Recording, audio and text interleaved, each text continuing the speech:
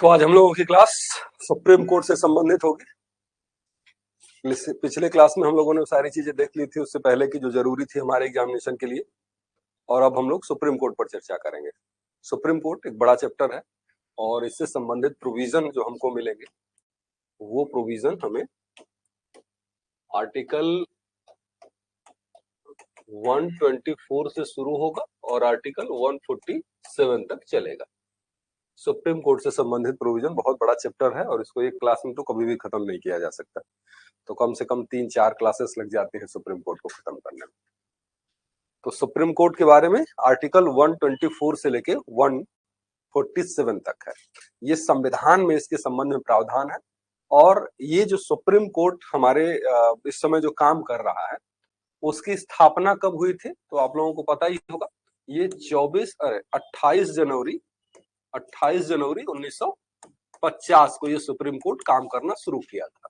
ठीक है, संविधान लागू होने के जस्ट 2 दिन बाद, इस संविधान को लागू होने के जस्ट 2 दिन बाद इससे सुप्रीम कोर्ट ने काम करना शुरू किया था। उससे पहले कौन सी कोर्ट इसकी जगह पर काम करती थी? फेडरल कोर्ट थी, है ना। फेडरल कोर्ट की स्थापना हुई थी। लेकिन हाँ, सुप्रीम कोर्ट शब्द जो था, जो सुप्रीम कोर्ट की स्थापना हुई थी, आपने सुना भी होगा, ये 1773 में एक रेगुलेटिंग एक्ट आया था। रेगुलेटिंग एक्ट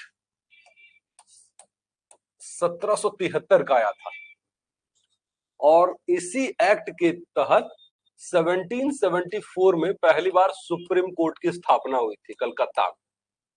सुप्रीम कोर्ट की स्थापना इसी एक्ट के तहत हुई थी। हालांकि अब जब आप लोगों से पूछा जाए, प्री में मान लीजिए पूछ दिया जाए कि सुप्रीम कोर्ट की स्थापना कब हुई, तो क्वेश्चन से अगर समझ में आ जाए तब आप बताइएगा 1774 में। लेकिन ये जो सुप्रीम कोर्ट जो काम कर रहा है इसकी स्थापना 28 जनवरी 1950 को हुई थी। ठीक, तो भारत का सबसे बड़ा भारत का सबसे बड़ा न्यायालय जो है वो सुप्रीम कोर्ट ही है। अब कोर्ट के बारे में जो कॉन्स्टिट्यूशन में जो प्रोविजन है, अगर उसको हम डिस्कस करें, कॉन्स्टिट्यूशन में कोर्ट के बारे में जो प्रोविजन है उस पर चर्चा करें तो एक तो सुप्रीम कोर्ट के बारे में प्रोविजन होगा, सुप्रीम कोर्ट के बारे में प्रोविजन होगा। आर्टिकल जो होगा 124, 126, 127 और 128, 124, 126, 127 और 128 ये आर्टिकल है जो सुप्रीम कोर्ट के बारे में, जजों के अपॉइंटमेंट के बारे में बात करता है। ठीक है, अब आप कहेंगे 25 कहां गया? 25 जजों के अपॉइंटमेंट के बारे में बात नहीं करता है, हम जजों के अपॉइंटमेंट की बात करते हैं। सुप्रीम कोर्ट हो गया। फिर हाई कोर्ट के बारे में देखेंगे तो आर्टिकल 214, 216, 217, 223 कौन कौन से हो गए? आर्टिकल 214, 216, 217, 223, 224 और 224A, ये सारे आर्टिकल हैं हाई कोर्ट के संबंध में, जो हाई कोर्ट के संबंध में चर्चा करते हैं। और अगर डिस्ट्रिक्ट में आएंगे तो डिस्ट्रिक्ट में जब हम आते हैं तो उसमें आपको आर्टिकल 233 जो है वो डिस्ट्रिक्ट कोर्ट में जिला न्यायाधीश की नियुक्ति के बारे में बात करता है। ठीक है, ठीक है ना Babita, Jenny, good morning, Rohini, Pammi, very good morning. तो ये कुछ आर्टिकल हैं जो संविधान में उसके न्यायालयों की स्थापना और उसके अपॉइंटमेंट, जजों के अपॉइंटमेंट के बारे में बात करते हैं।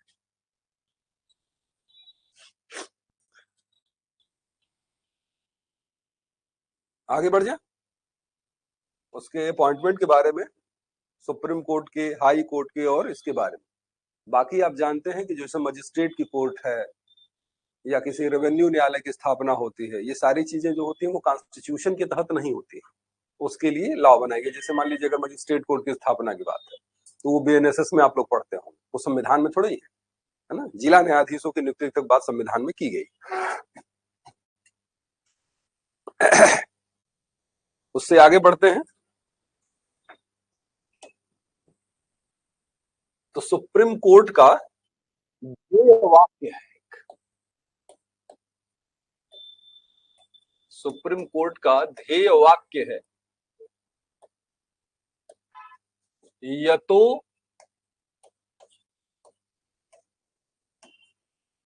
धर्मस्ततो जया, यतो धर्मस्ततो जया। इसका अर्थ होता है जहां धर्म है, जहां धर्म है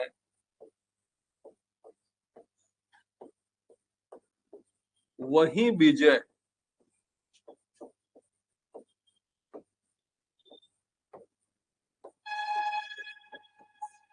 जहां धर्म है वहीं विजय।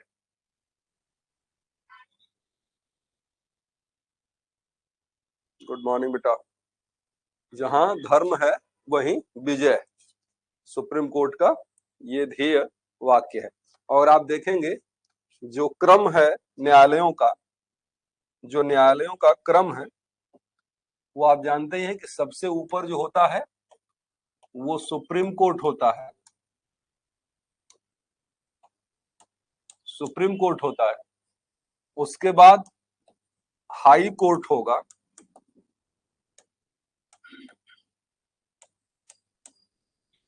फिर उसके बाद डिस्ट्रिक्ट कोर्ट होगा,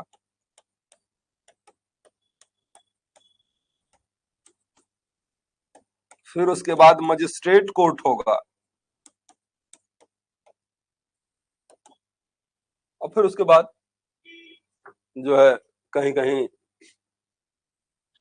ग्राम स्तर पर भी न्यायालयों की स्थापना की गई।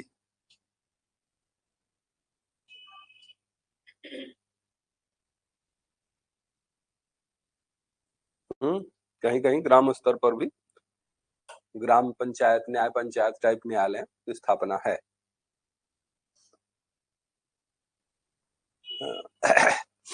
तो इस तरीके से है। आप जानते हैं कि सुप्रीम कोर्ट तो देश में एक ही होगा, सुप्रीम कोर्ट देश में एक है, और हाई कोर्ट राज्य में एक है, लगभग हर राज्य में। इस समय हाई कोर्ट की संख्या कितनी, लगभग 25। डिस्ट्रिक्ट कोर्ट जो होगी हर डिस्ट्रिक्ट में होगी। सिविल मामलों में डिस्ट्रिक्ट न्यायालय कहलाता है और क्रिमिनल मामलों में सेशन न्यायालय कहलाता है। उसके नीचे जब हम क्रिमिनल मामलों या सिविल मामलों में जाते हैं तो सिविल न्यायालय, सीनियर डिवीजन, सिविल न्यायालय, जूनियर डिवीजन, मजिस्ट्रेट है, सीजीएम है, फर्स्ट क्लास मजिस्ट्रेट से सेकंड क्लास मजिस्ट्रेट। तो इस तरीके से न्यायालयों का रहता है बनावट। अब अगर इससे आगे बढ़े, हम संविधान के प्रोविजन पर आए तो आर्टिकल 124 की चर्चा हम लोग करेंगे। आर्टिकल 124, और आर्टिकल 124 ही वो आर्टिकल है जिसमें ये बताया गया है कि जजों के अपॉइंटमेंट के संबंध में। एक बार वो पहली वाली लाइन पढ़िए, लेकिन पढ़ नहीं पाएंगे, तब उल्टा पुल्टा लिखा होगा, है? वो बेकार है ना, वो सार्थक नहीं है। जिस नियम के तहत सुप्रीम कोर्ट के जजों का अपॉइंटमेंट होता है वो नियम संविधान में लिखा ही नहीं। एक बार पहली वाली लाइन पढ़ दीजिए, काम करेगा। भारत का एक उच्चतम न्यायालय होगा जो भारत की मुख्य न्यायमूर्ति, और जब तक संसद विधि द्वारा अधिक संख्या विहित नहीं करती है तब तक 7 से अधिक अन्य न्यायाधीशों से मिलकर बनेगा। 7 से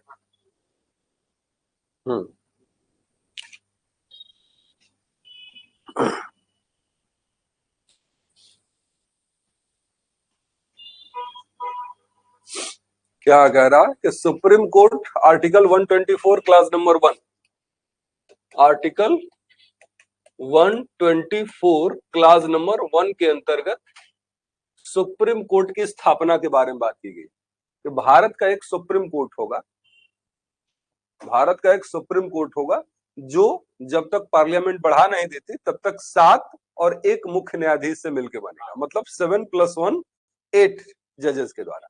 तो जब ये संविधान लागू हो रहा है तो जो जजों की जो संख्या है वो कितनी है? 7 + 1, मतलब कुल जजों की संख्या 8 थी। जब संविधान लागू हुआ उस समय जजों की संख्या को 8 रखा गया। 7 + 1 में क्या कह रहा हूं? इसका मतलब है 7 अदर जजेज होंगे और एक जो होगा वो सीजीआई होगा। फिर उसके बाद 17 + 1 हो गए, 17 + 1 हो गए। कब हुए थे? 1977 में। 1977 में 17 + 1 18 हो गए। 1986 में 25 + 1 26 हो गए। फिर उसके बाद 2009 में 30 + 1 31 हो गए। 30 + 1 31 हो गए। और 2019 में 33 + 1 34 हो गए जजों की संख्या सुप्रीम कोर्ट में। तो इस तरीके से जरूरत के हिसाब से, काम के हिसाब से धीरे धीरे सुप्रीम कोर्ट में जजों की संख्या बढ़ती गई। आज जो आप 34 जज देख रहे हैं वो भी 34 जज अभी सुप्रीम कोर्ट में फिलहाल नहीं, लेकिन वो मैक्सिमम 34 जजेस की कैपेसिटी है। जरूरी नहीं कि जितनी कैपेसिटी हो उतने जज हो। कैपेसिटी तो यूपी की भी बहुत ज्यादा है, बिहार की भी बहुत ज्यादा है। क्या उसमें जज हैं पर्याप्त? नहीं। तो अब जैसे होता यह है ना कि सुप्रीम कोर्ट के जज जो होते हैं वो रिटायर होते रहते हैं हमेशा, जरूरी नहीं कि उतने उसमें जाए भी। तो इसकी वजह से वो संख्या जनरली कम रहती है, जनरली। तो इसको आप फिक्स बता नहीं सकते, क्योंकि आज आप बताएंगे बस पता चलेगा कि 1 महीने बाद एक तो जज रिटायर हो गया तो संख्या फिर से गई, तब से एक तो अपॉइंट हो गया तो संख्या हमेशा घटती बढ़ती रहती है। तो इस तरीके से है। फिलहाल सुप्रीम कोर्ट में जजों की संख्या 34 मतलब 33 + 1 34। तो सुप्रीम कोर्ट में ऐसे ही जरूरत के हिसाब से काम जजों की संख्या बढ़ती गई है। शुरुआत कब कितने से हुई थी? 7 + 1 से 8।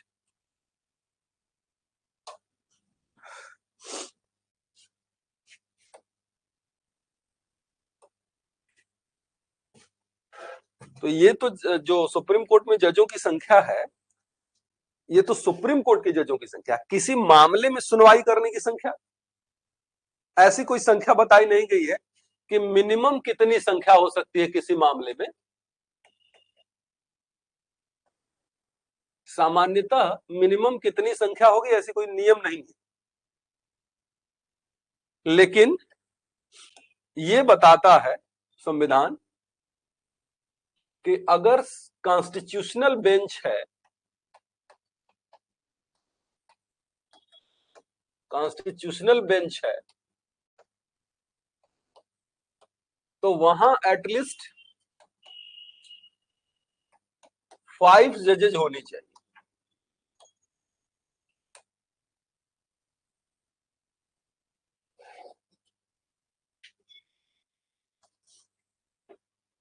अगर संवैधानिक पीठ है, अभी संवैधानिक पीठ क्या होती है? जैसे संविधान के यानी कॉन्स्टिट्यूशन के इंटरप्रिटेशन से संबंधित अगर कोई समस्या आई है तो उस पर जो सुनवाई करेगा वो कॉन्स्टिट्यूशनल बेंच ही करेगा।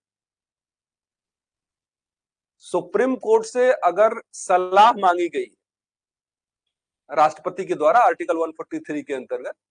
तो वहां सलाह कॉन्स्टिट्यूशनल बेंच ही देती है, और कॉन्स्टिट्यूशनल बेंच का मतलब मिनिमम 5 जजेस, कम से कम 5 जजों की जो बेंच होती है उसे हम संवैधानिक बेंच कहते हैं। और ये बात आपको पता ही है, कहां लिखी हुई है? आर्टिकल 145 के क्लास नंबर 3 के अंदर। आर्टिकल 145 के क्लास नंबर 3 के अंतर्गत।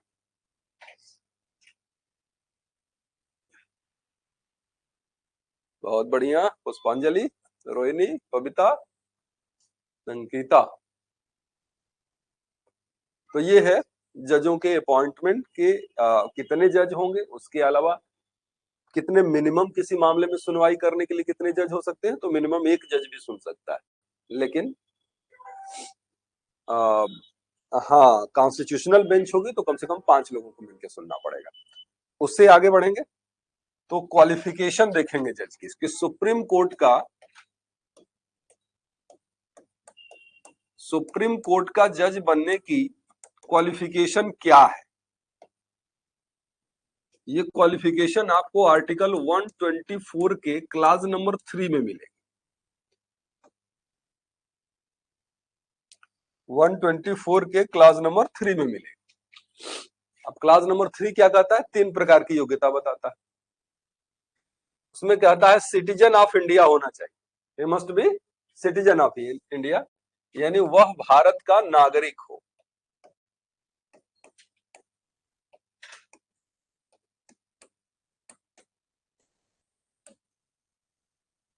सिटीजन ऑफ इंडिया होना चाहिए। दूसरी बात, हाई कोर्ट में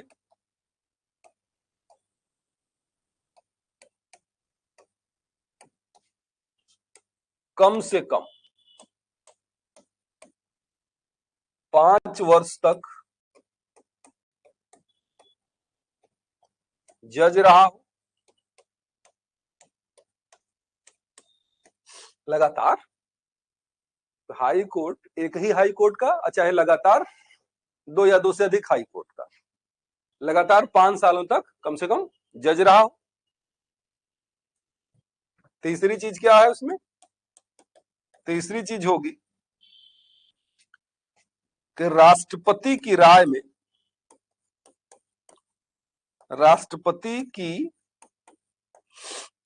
में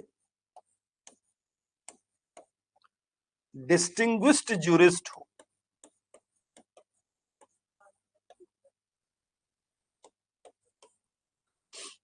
डिस्टिंग्विश्ड जूरिस्ट हो।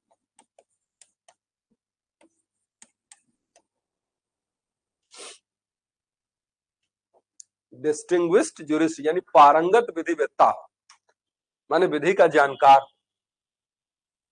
ये है उसकी क्वालिफिकेशन। सुप्रीम कोर्ट का जज बनने के लिए क्वालिफिकेशन जो आर्टिकल 124 के क्लास नंबर 3 में है वो क्या है? सिटीजन ऑफ इंडिया हो, 2 या अधिक स्टेट जो हाई कोर्ट का कम से कम 5 सालों तक लगातार जज रहा हो, और प्रेसिडेंट की ओपिनियन में वो डिस्टिंग्विश्ड जूरिस्ट हो। अब डिस्टिंग्विश्ड जूरिस्ट का मतलब ये कि उसके लिए बाकी की योग्यता, ये 5 साल जज रहने की योग्यता नहीं।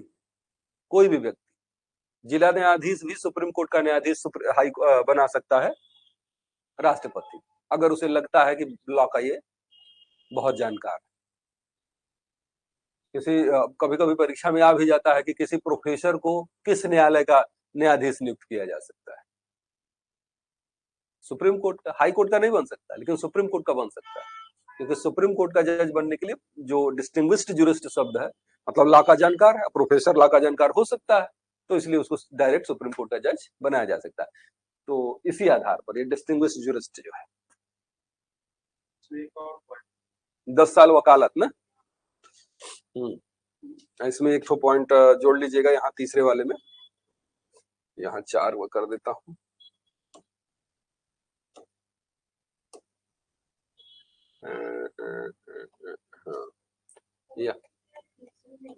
हाँ तो इसीलिए तीसरा कर रहा हूँ। 10 वर्ष तक हाई कोर्ट में प्रैक्टिस किया।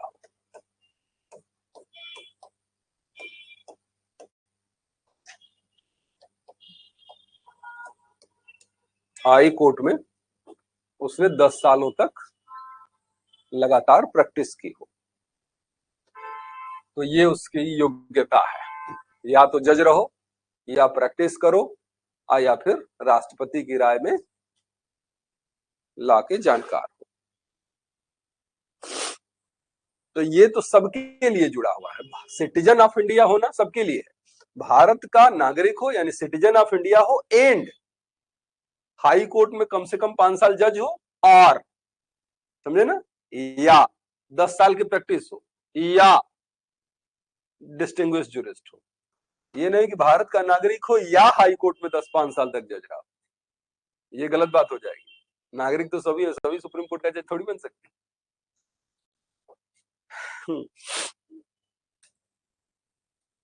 अब आगे बढ़ेंगे।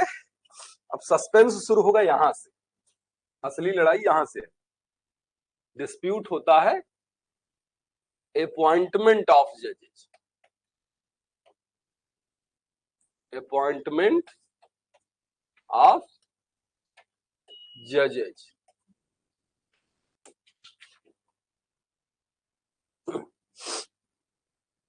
तो अपॉइंटमेंट ऑफ जजेज में हमको जजेज के अपॉइंटमेंट, जो जजेज कितने प्रकार के रहते हैं सुप्रीम कोर्ट में? 2 प्रकार के। तो एक तो हम देखेंगे रूल, अपॉइंटमेंट ऑफ सीजेआई, और दूसरा हम रूल देखेंगे अपॉइंटमेंट ऑफ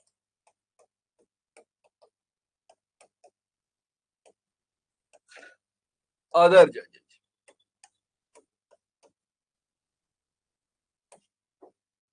अब आज हम चूंकि लिख के पढ़ा रहे हैं तो दोनों बाइलिंगुअल नहीं हो पा रहा है, क्योंकि या तो हिंदी में हो पाता है या इंग्लिश में हो पाता है, इतना टाइम तो नहीं रहता है कि दोनों छापे। तो चूंकि मुझे लग रहा है कि ऐसे प्रोविजन है जिसमें बहुत ज्यादा हिंदी इंग्लिश का इश्यू आ नहीं रहा होगा, तो इसलिए मैंने कहा कि इसको पढ़ा ही देते हैं समझा के। नहीं तो वैसे तो हम लोग पीडीएफ के माध्यम से पढ़ते हैं, तो हिंदी भी जितना लिखा रहता है उतना इंग्लिश भी लिखा रहता है, तो उसमें समस्या नहीं आती। क्यों समस्या तो नहीं आ रही है ना? अब इतना कहने के बाद आपसे पूछेंगे तो आप कहेंगे कि नहीं सर ठीक है।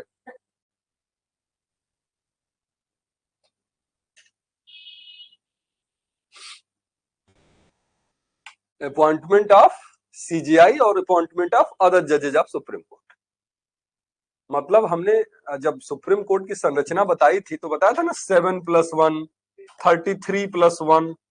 तो ये +1 सीजीआई के बारे में बात करें, बाकी अदर जजेज दोनों के अपॉइंटमेंट में के रूल में अंतर है, दोनों के अपॉइंटमेंट के रूल में अंतर है।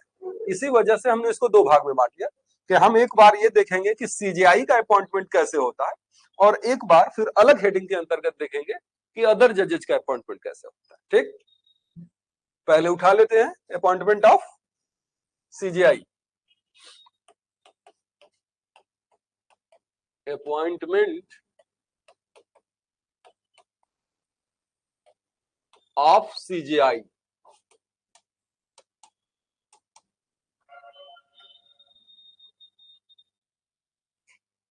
Appointment of CGI.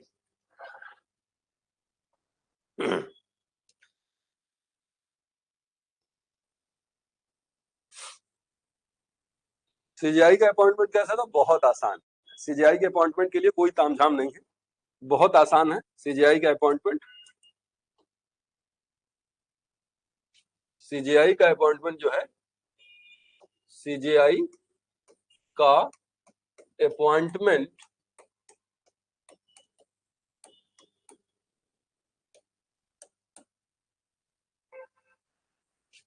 सीनियरिटी के आधार पर होता है, सीनियरिटी के आधार पर होता है।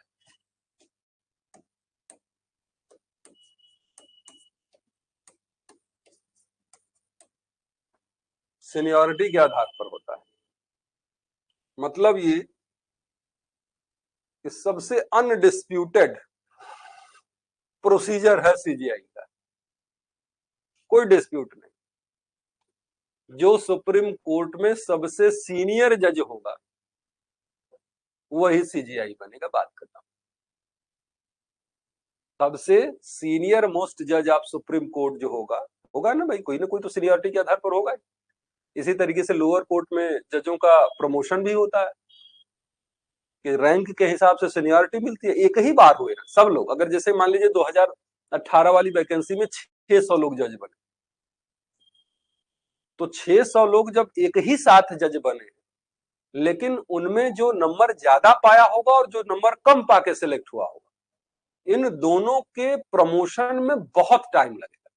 ये थोड़ी ना कि एक ही साल उठा के फर्स्ट क्लास मजिस्ट्रेट बना दिए, फिर उसके बाद जो है वो सीनियर डिवीजन बना दिए, फिर एडीजे बना दिया, ऐसा नहीं है। हो सकता है कि एक आदमी पिछले 5 सालों से एडीजे हो और दूसरा आदमी अभी मजिस्ट्रेट ही, क्योंकि बड़ा बैच था ना। प्रमोशन तो धीरे धीरे होगा, जैसे 20, 25, 50 लोगों का एक बार प्रमोशन हो गया, एडीजे बना दिया, फिर 50 लोगों का 100 लोगों का बनाया। अब 3000 लोगों को 600 लोगों को एडीजे नहीं ना एक ही बार बना देगा। तो इसलिए वो भले ही एक साथ अपॉइंटमेंट है, लेकिन दोनों के पदों में बहुत अंतर है, ठीक है ना। एक ऊपर रहेगा और एक बहुत नीचे रहेगा, तो सीनियरिटी के आधार पर प्रमोशन होता है। तो यहाँ भी सुप्रीम कोर्ट का जो सीजीआई बनता है, जो सुप्रीम कोर्ट का सीनियर मोस्ट जज होता है, वो सीजीआई बना दिया जाता है। कौन बनाता है? प्रेसिडेंट, है ना, प्रेसिडेंट बनाता है। सामान्य नियम यही दिमाग में बैठा लीजिए कि सुप्रीम कोर्ट हो चाहे हाई कोर्ट हो, जजों का अपॉइंटमेंट जो करेगा वो प्रेसिडेंट ही करता है। अब उसके हाथ में एक्चुअल कितनी पावर है वो अलग इशू है, लेकिन अगर कॉन्स्टिट्यूशनल रूल की बात करेंगे तो वो वही करेगा। एक आध जगह ऐसा है जो सीजीआई भी कर देता है।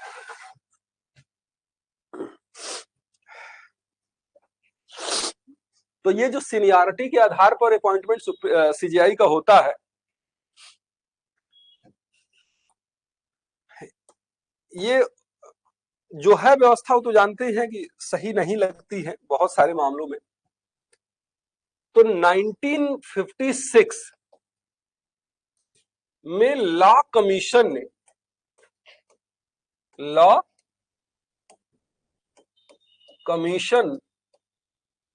ने अपनी रिपोर्ट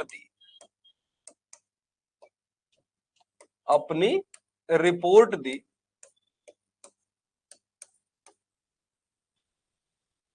जिसमें सिफारिश की गई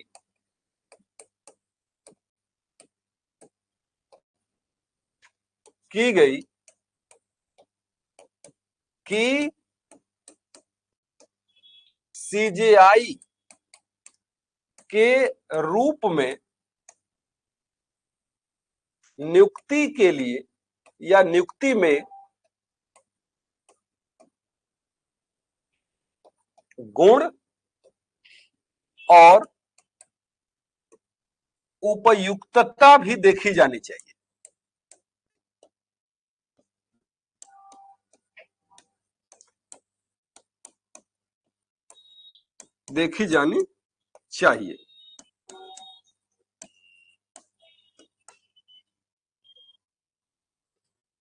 तो लॉ कमीशन अपनी सलाह देती रहती है बीच बीच में।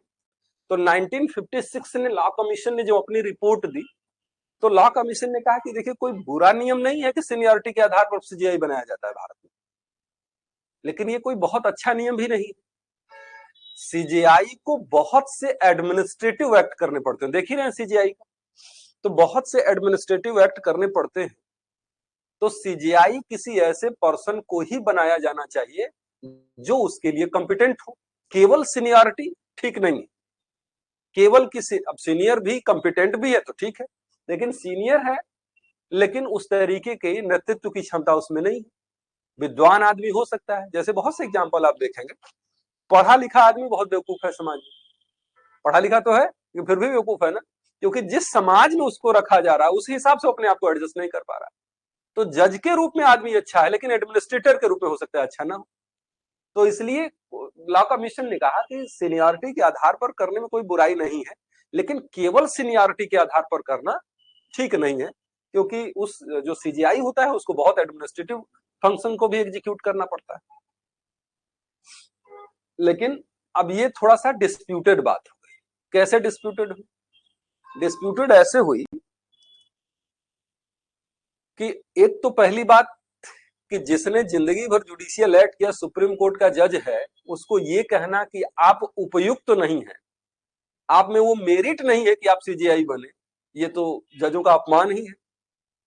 कि जो व्यक्ति सब देखते देखते देखते देखते मान लीजिए 62, 63, 64, 65 साल के आसपास का हो गया और उसको कही कि आप उपयुक्त नहीं है सीजीआई बनने के, वो थोड़ा सा खराब बात हो गई, इसलिए माना गया कि। और दूसरी बात ये कि अगर ये नियम आया तो डिस्प्यूट हो जाएगा कि फिर आखिर हमेशा जो है उपयुक्त व्यक्ति के बहाने किसी न किसी का अपॉइंटमेंट प्रेसिडेंट कर देगा, वो कह देगा कि नहीं ये ज्यादा उपयुक्त है क्योंकि हमसे मिले जुले, तो ये नियुक्ति होने लगेगी। तो इसलिए कहा कि जैसा है ठीक है, चलने दी, है ना। 1956 के जो लॉ कमीशन की रिपोर्ट थी उसको इग्नोर कर दिया गया, कहा कि नहीं जो है वो ठीक है। अच्छा, जितनी बातें हम लोग कर रहे हैं उसमें किसी को समस्या पहली बार भी कॉन्स्टिट्यूशन पढ़ने में आ रही है या नहीं? हम लोगों ने शुरुआत ऐसे की थी कि सुप्रीम कोर्ट की स्थापना जो हुई थी वो 28 जनवरी 1950 को हुई थी। प्रोविजन 124 से लेकर 127 तक है। सुप्रीम कोर्ट की जो हिस्ट्री में आप पढ़ते होंगे सुप्रीम कोर्ट की स्थापना, तो 1774 में सुप्रीम कोर्ट की स्थापना है। रेगुलेटिंग एक्ट जब आया था 1773 का, तो वारेन हेस्टिंग्स उस समय गवर्नर थे। संविधान में क्या प्रोविजन है? सुप्रीम कोर्ट और हाई कोर्ट और डिस्ट्रिक्ट कोर्ट के बारे में है कुछ आर्टिकल में प्रोविजन।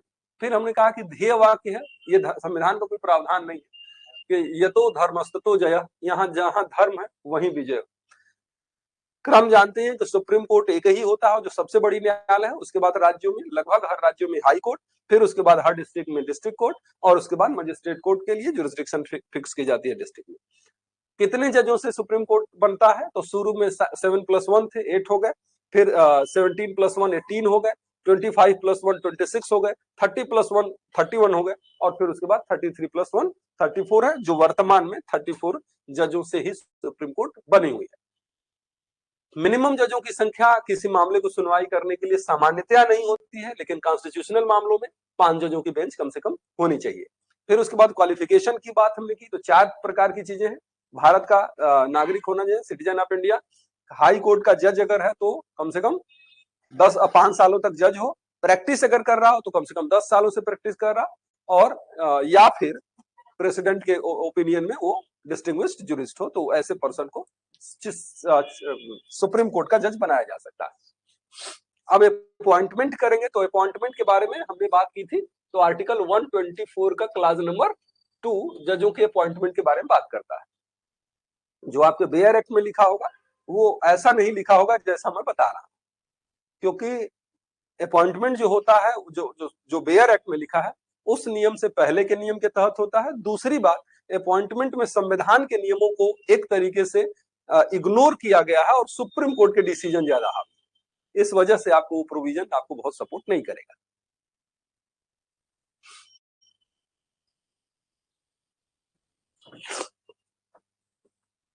तो दोनों प्रकार के अपॉइंटमेंट ऑफ सीजीआई और अपॉइंटमेंट ऑफ अदर जजेस।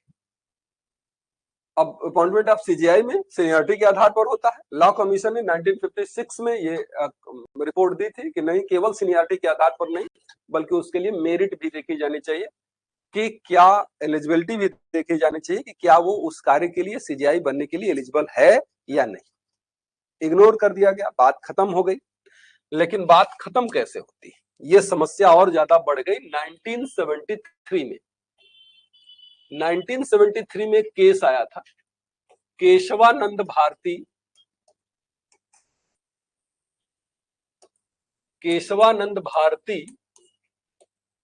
Versus state of Kerala. 1973 Keshavananda Bharati versus state of Kerala की जब केस आई थी,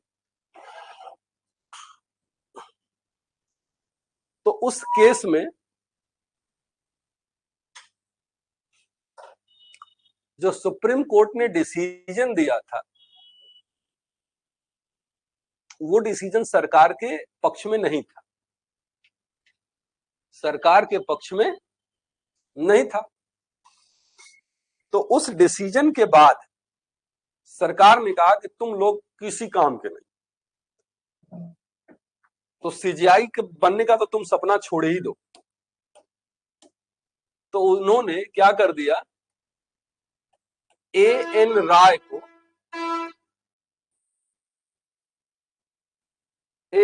को सीजीआई बना दिया। उस डिसीजन के बाद क्या हुआ, एएन राय को सीजीआई बना दिया गया, जबकि उनसे सीनियर लोग सुप्रीम कोर्ट में बैठे थे। अधिनियम क्या चला आ रहा था कि जो सीनियर होगा वो सीजीआई बनेगा, लेकिन सरकार ने कहा कि नहीं, अब वो नियम खत्म। अब मैं जो बता रहा हूं या बता रही हूं, उस समय इंदिरा गांधी थी प्रधानमंत्री, जो मैं बता रहा हूं अब सीजीआई वो आदमी बनेगा, क्योंकि सीजीआई कॉम्पिटेंट होना चाहिए। सीनियरिटी के आधार पर सीजीआई बनना ठीक नहीं है देश के लिए। तो इसीलिए एएन राय को सीजीआई बना दिया और कहा कि ये सबसे उपयुक्त पर्सन, सीजीआई के लिए उपयुक्त पर्सन ये है, जबकि इनसे सीनियर लोग बैठे थे, उंगलियों पर जोड़ रहे थे कि कौन सी तारीख ऐसी होगी जिस तारीख को मैं सीजीआई बनूंगा। आदमी ऐसे जोड़ता है ना कि ये है, इनकी जन्म तिथि ये है, तो इनकी जन्म तिथि के आधार पर इनका रिटायरमेंट इस डेट का होगा, तब तक हमारा कार्यकाल इतना बचा होगा, तो हम जो है सीजीआई बन जाएंगे। ये वो तमाम कैलकुलेशन चल रहा होता है। तो इन लोगों के सपना जो है, हाँ, उसमें सेलेट थे, जेएम सेलेट, जस्टिस ग्रोवर,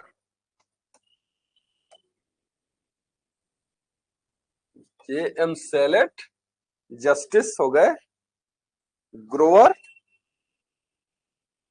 और केएस हेगड़े।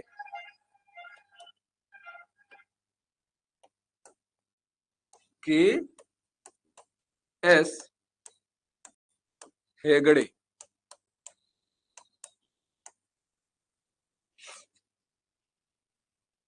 ये तीनों जजेस जो थे इनसे सीनियर थे, इनसे सीनियर थे। कौन कौन? जेएम सेलेट, एसएम ग्रोवर और केएस हेगड़े।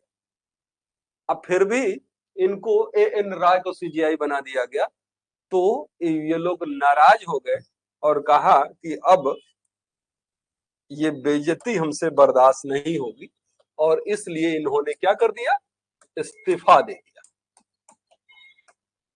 रिजाइन कर दिया।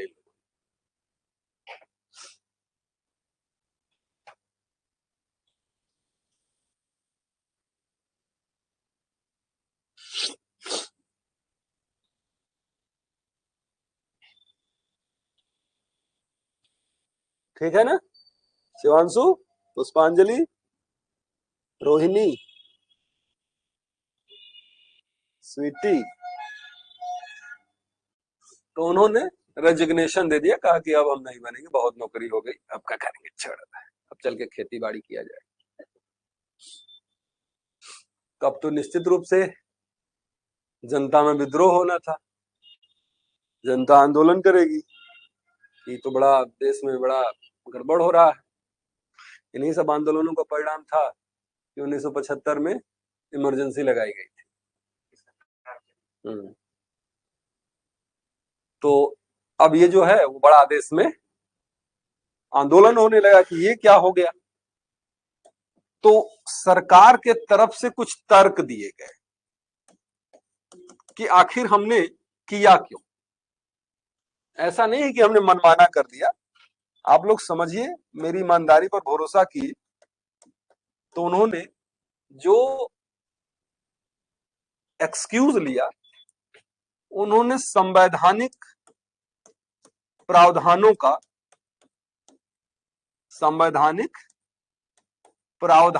बहाना लिया।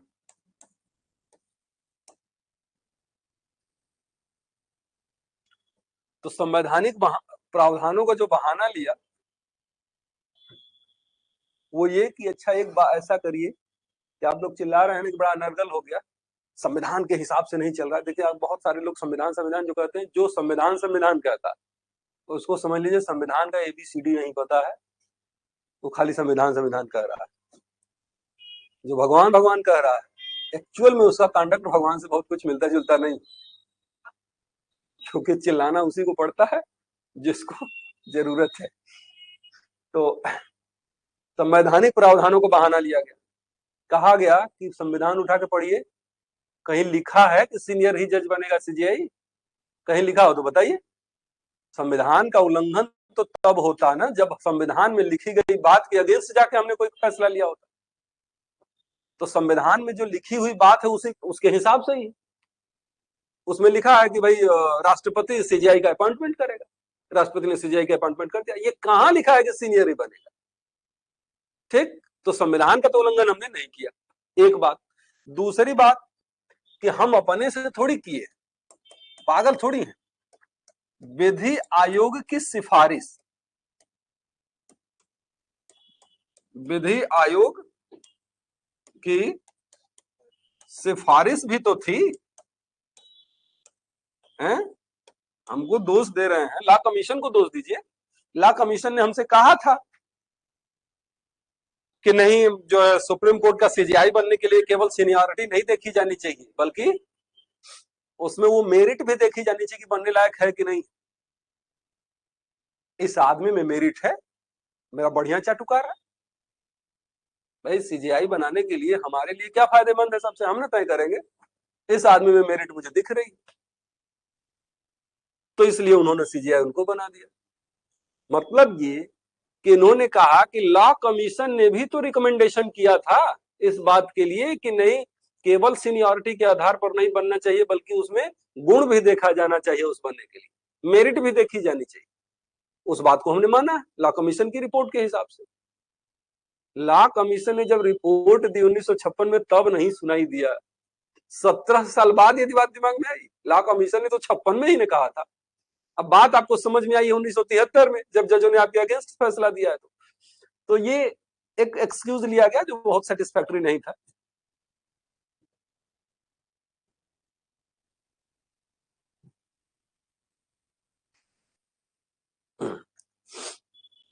तो ये नहीं बेटा, झगड़ा दूसरे का देखने में मजा आता है। झगड़ा करने में थोड़ी मजा आता है, झगड़ा दूसरे का देखने में मजा आता है। अगर पड़ोसी के यहाँ झगड़ा हो रहा हो तो आप ऐसा छेद तलाशते हैं अपने घर में से कि हम पूरा झगड़ा लाइव टेलीकास्ट देख लें, बस हम दिखाई न दे उसको। दूसरे का झगड़े में मजा आता, अपने में थोड़ी। बल्कि कुछ ऐसा छेद मिल जाए जिसमें से हमारी मोबाइल भी काम करती रहे और आंखें भी, दोनों। मतलब हम लाइव देखते भी रहे और बाद में देख के भी चीजें हम रिवाइज करते रहे। तो इसलिए ये समस्या हमारी खुद की थी ना, तो मजा नहीं आ रहा होगा ना।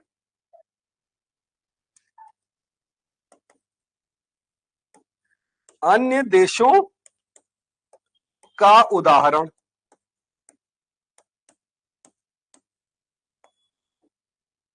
भाई कई देशों के उदाहरण लाके रख दिए गए सामने कि आप उस देश को हमसे विकसित मानते हैं ना, क्या उस देश में सीनियरिटी के आधार पर CJI बनता है? फला देश, कई देशों के उदाहरण रख दिए गए।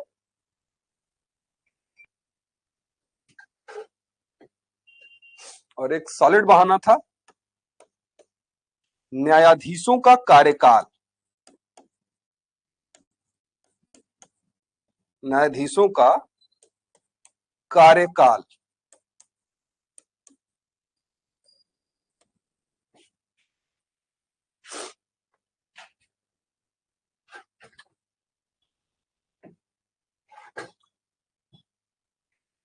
सरकार ने यह भी कहा कि देखिए ये लोग जो थे ना, इनको अपॉइंट करने से भी क्या फायदा। ऐसे व्यक्ति को अपॉइंट करना चाहिए जिसके पास कुछ समय हो, है? CJI के रूप में कुछ समय बिताए, ये थोड़े दिन में ही रिटायर हो जाते तो पता चले कि इनका वेलकम सेरेमनी हुआ, फिर फेयरवेल सेरेमनी होने लगे, तो ये कैसे आखिर काम कर पाएंगे, है ना। तो कोई ऐसा आदमी बने जो ज्यादा दिन तक रहे तो वो काम करेगा।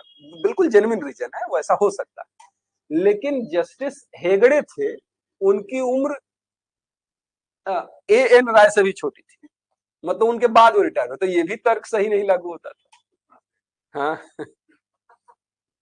कि अगर ये तर्क ले रहे हैं तो इसका मतलब ये है कि इनका कार्यकाल सबसे ज्यादा होना चाहिए था, लेकिन ऐसा हुआ नहीं। उसमें से एक जज ऐसा था जो इनसे भी उम्र में छोटा था, ये ज्यादा दिन रहता, ये भी तो नहीं था। लेकिन हाँ, कोई सुने न सुने आप अपनी बात कह देते, कोई माने न माने कोई बात अपनी आप कह ही देते। ऐसा हमेशा होता है। जैसे अगर आप कहीं सफाई दे रहे होते हैं, आपको क्या लगता है कि आपकी सफाई कोई मानने वाला है? नहीं ना। वो जो दिमाग में सेट कर लिया, वो सेट कर लिया। अब आप कितना भी एविडेंस दीजिए, उसके दिमाग में जो सेट है वो है।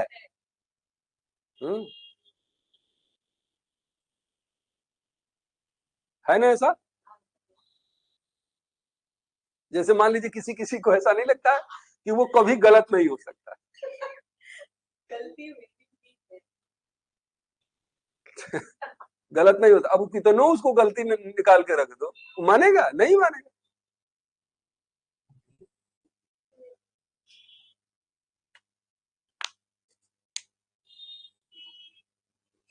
हम्म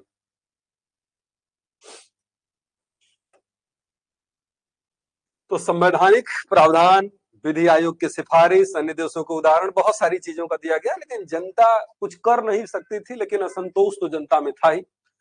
फिर उसके बाद धीरे धीरे धीरे इनके खिलाफ माहौल देश में बनने लगा, और 1900 इतना हो गया कि 1975 में 1975 में इंटरनल डिस्टरबेंस के आधार पर इमरजेंसी लगानी पड़ी। इंटरनल डिस्टरबेंस के आधार पर इमरजेंसी लगानी पड़ गई।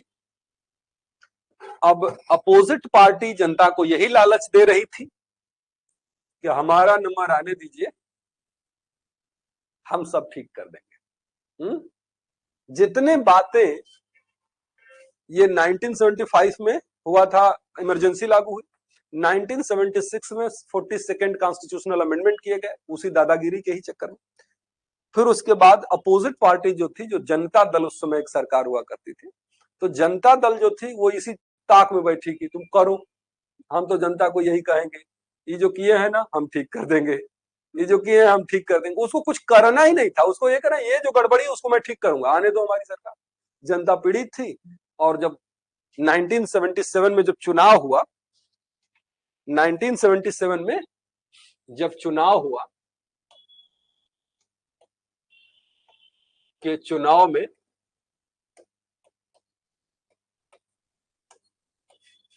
जनता पार्टी की सरकार बनी।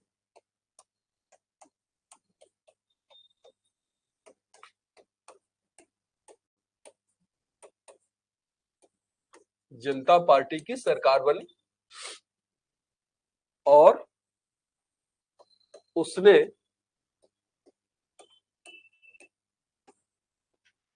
पुराने नियम,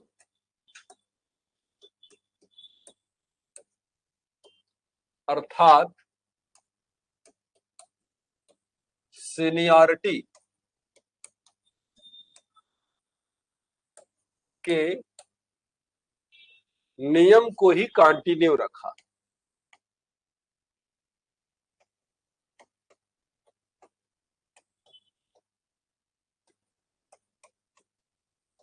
कंटिन्यू किया। पुराना नियम क्या था? वही सीनियरिटी वाला। तो 1978 में क्या किया? जस्टिस बेग जो थे उस समय, उनके बाद क्या नाम है इनका, अभी जो थे चंद्रचूड़, जस्टिस चंद्रचूड़ को सीनियरिटी के आधार पर, सीनियरिटी के आधार पर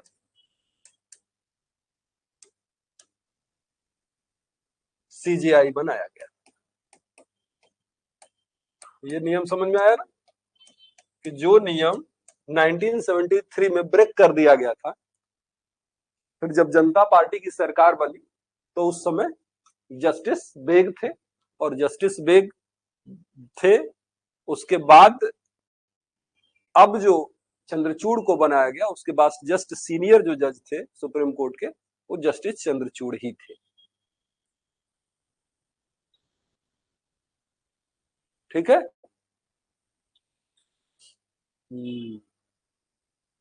डी वाई चंद्रचूड़ के पापा।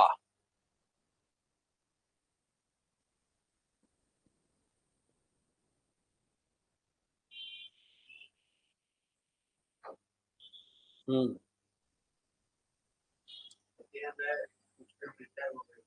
हाँ, रिटायर मतलब हटा के नहीं बनाया गया कि चलो यहाँ से हटो।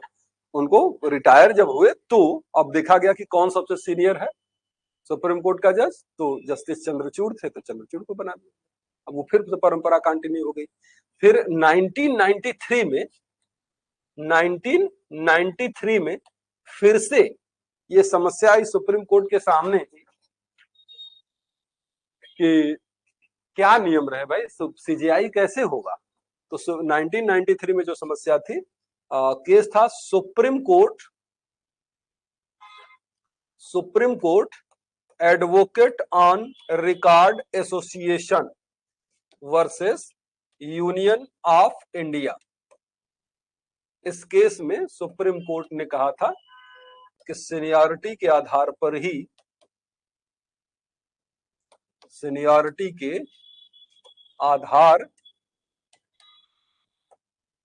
ही सीजीआई की नियुक्ति होगी।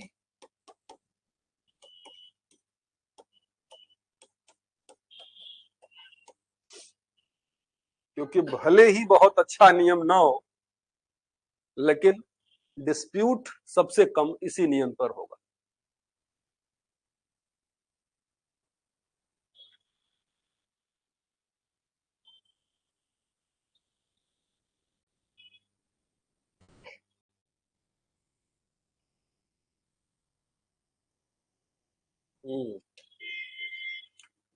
तो ये ऐसा रूल है जो जुडिशियरी को इम्पार्शियल बनाता है,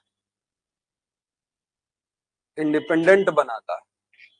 अदरवाइज अगर सरकार के कंट्रोल में रहेगी जुडिशियरी तो सरकार अपने हिसाब से करती रहेगी कि चलो जो हमारा सबसे अच्छा डिसीजन हमारे हिसाब से देगा उसको हम सीजीआई बनाएंगे।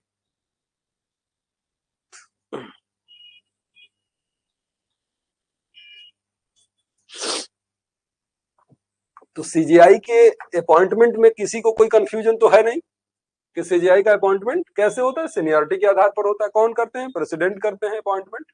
एक बार गड़बड़ी हुई थी जो केशवानंद भारती के केस के समय कि एएन राय को बना दिया गया था, लेकिन बाद में जब जस्टिस बेग के बाद फिर से जस्टिस चंद्रचूड़ को सीजीआई बनाया गया तो वही सीनियरिटी वाला ही रूल है। फिर सुप्रीम कोर्ट से भी पूछा गया कि अच्छा बताइए कैसे बनना चाहेंगे आप लोग, तो सुप्रीम कोर्ट ने भी यही 1993 में कहा कि नहीं, हम लोग सीनियरिटी वाला ही नियम सही मानते हैं और यही सही।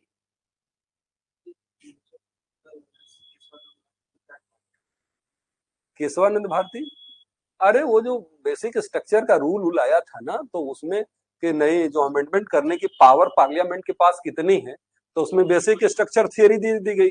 मतलब ये कि तुम्हारी अनलिमिटेड पावर नहीं है, उस पर रेस्ट्रिक्शन है। सुप्रीम कोर्ट बताएगा कि बेसिक स्ट्रक्चर क्या है और बेसिक स्ट्रक्चर में छेड़छाड़ नहीं कर सकते। तो लगा ना कि सरकार को कि नहीं तो गड़बड़ कर दिया हमारे साथ, तो इसलिए।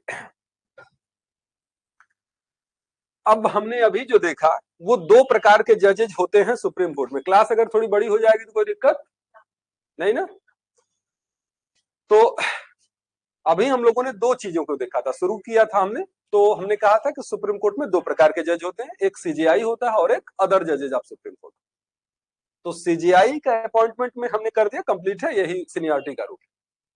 अब दूसरा जो था कि अपॉइंटमेंट ऑफ अदर जजेज, अपॉइंटमेंट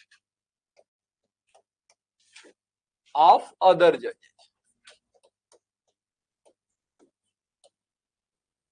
अदर जजेस का मतलब अदर जजेस ऑफ सुप्रीम कोर्ट,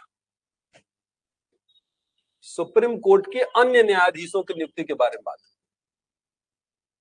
अन्य न्यायाधीशों के लिए। इसको भी हम दो भागों में बांटेंगे।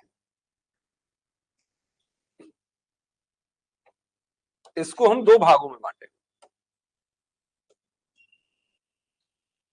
एक हिस्सा जो होगा हमारा सुप्रीमेसी ऑफ एग्जीक्यूटिव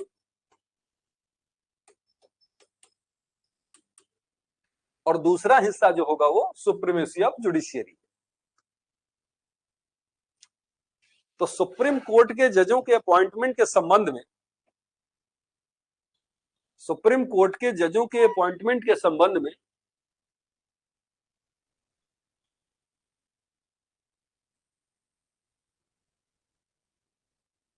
दो स्थितियां रही अदर जजेस के अपॉइंटमेंट के समय। एक सुप्रीमेसी ऑफ एग्जीक्यूटिव और एक दूसरी है सुप्रीमेसी ऑफ जुडिशियरी।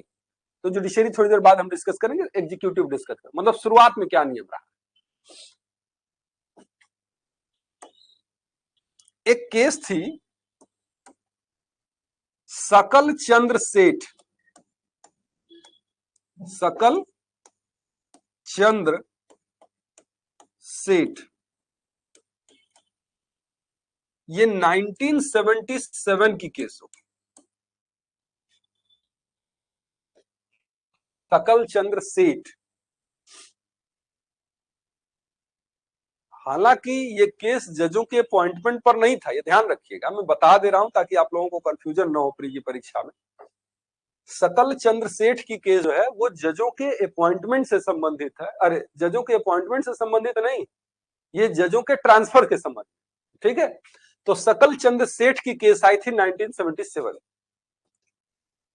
फिर उसके बाद एसपी गुप्ता की case I, SP Gupta versus Union of India. ये 1982 की केस है।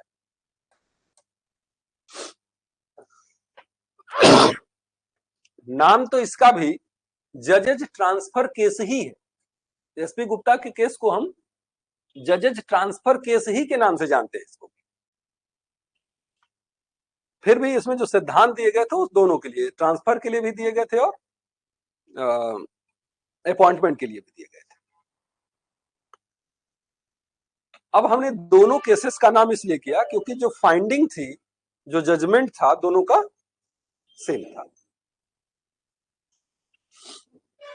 तो अगर मान लीजिए प्री की परीक्षा में पूछे कि इसमें से कौन सी जो केस है वो जजेज ट्रांसफर केस के नाम से जानी जाती है, एसपी गुप्ता की केस, कौन सी केस है जो 7 जजेज केस के नाम से जानी जाती है, एसपी गुप्ता की केस। तो ये प्री का सवाल बनता है कि 7 जजेज केस या जजेज ट्रांसफर केस एसपी गुप्ता के केस को कहते हैं। अब देखिए है क्या मामला।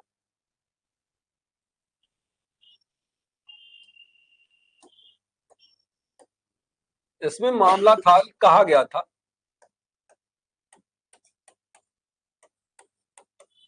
Consultation means full and effective consultation.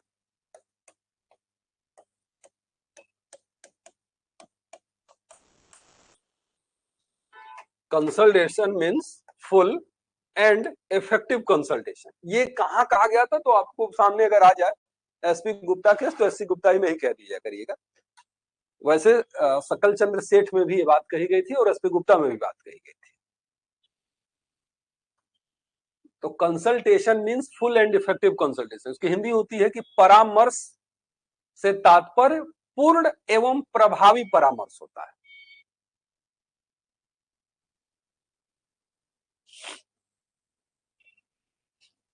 अब ये बात क्यों कही गई थी ये समझ लेते हैं। परामर्श का मतलब पूर्ण एवं प्रभावी परामर्श।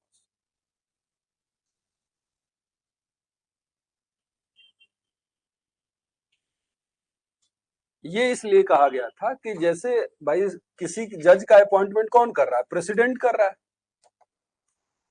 तो प्रेसिडेंट अपने से तो कर नहीं देता है, वो सीजीआई और कुछ जजों, हाई कोर्ट सुप्रीम कोर्ट के जजों से परामर्श से करता है। तो कहता है कि भाई प्रेसिडेंट अपने से किसी को जज के रूप में अपॉइंट नहीं कर देगा, उसके लिए मैंडेटरी है कि वो सीजीआई और अदर जजेस से कंसल्टेशन करे, ये उसके लिए जरूरी है, बिना कंसल्टेशन के वो अपॉइंट नहीं कर सकता जज को। लेकिन उसमें ये भी बात कही गई थी कि लेकिन अगर सीजीआई की ओपिनियन और प्रेसिडेंट की ओपिनियन को एक दूसरे से कंट्राडिक्ट होती है तो प्रायोरिटी किसको मिलेगी? प्रेसिडेंट को। प्रेसिडेंट को। क्यों? क्योंकि हमने ऊपर ही हेडिंग लिखा है सुप्रीमेसी ऑफ एग्जीक्यूटिव, और एग्जीक्यूटिव हेड कौन? प्रेसिडेंट। इसका मतलब है कि यहां पर महत्व ज्यादा जो दिया जाएगा वो किसको दिया जाएगा? प्रेसिडेंट को। सीजीआई चिल्लाते रह जाएंगे लेकिन अपॉइंटमेंट उस जज का होगा जिसको कहेगा प्रेसिडेंट, और प्रेसिडेंट के कहने का मतलब क्या? प्रेसिडेंट मतलब सरकार। प्रेसिडेंट कुछ नहीं करता, वो तो प्रेसिडेंट कह रहा है, इसका मतलब सरकार कह रही है इनको कर दीजिए। तो ये बात अभी तक थी एसपी गुप्ता तक। क्या ये बात क्लियर है कि कंफ्यूजन है? कि जजों के अपॉइंटमेंट के संबंध में परामर्श करके किया जाएगा और परामर्श पूर्ण एवं प्रभावी परामर्श होगा। ठीक, इतनी बात इस केस में। सबसे पहले किस में कहा गया? तो सकल चंद्र सेठ के केस में। आमतौर पर जब प्रश्न आएगा कि किस में कहा गया था तो एसपी गुप्ता के केस में बताइए। हाँ, अगर ऐसा ऑप्शन रहे तो दोनों, वो सिचुएशन पर निर्भर करेगा कि आपके सामने प्रश्न क्या है। सबसे पहले किस केस में कहा गया? सकल चंद्र सेठ के केस में कहा गया। आमतौर पर प्रश्न पूछे कौन से केस में, उसमें एसपी गुप्ता है तो एसपी गुप्ता पर ही मारेंगे। तो प्रेसिडेंट की राय को प्रमुखता दी जाएगी, ये बात इसी केस में कही गई थी। एसपी गुप्ता, लिख लीजिए एक line, the executive had supremacy in appointment of जजेज। The executive had supremacy in appointment of जजेज of supreme Court. मतलब जजों की नियुक्ति में, जजों की नियुक्ति में राष्ट्रपति की राय को प्रमुखता दी जाएगी।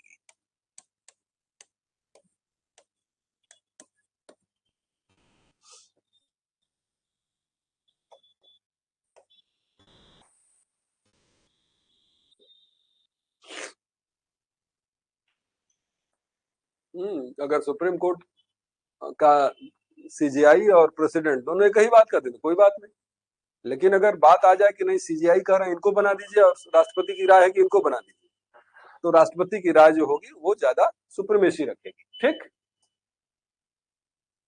ये बात हो गई यहां तक 1982 तक कि सुप्रीमेसी किसको मिल रही है? प्रेसिडेंट यानी एग्जीक्यूटिव को मिल रही है, यानी सरकार को मिल रही है। अब यहां से मामला चेंज हो जाएगा, सुप्रीमेसी ऑफ जुडिशियरी।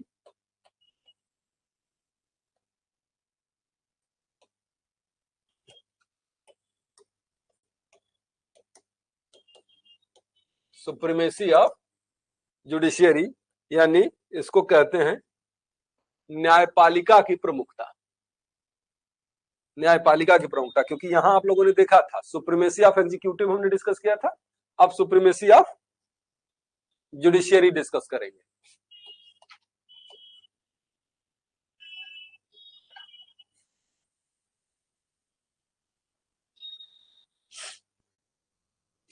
इसके लिए केस जो आई थी वो 1993,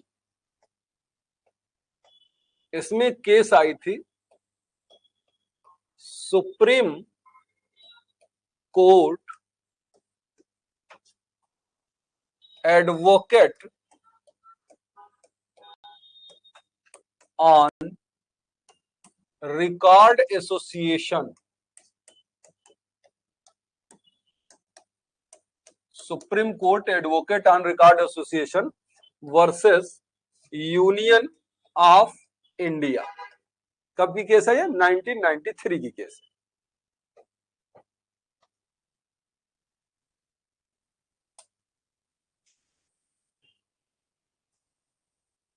1993 की केस है। इसमें क्या हुआ, supreme court over ruled, supreme court over ruled the decision of SP Gupta case.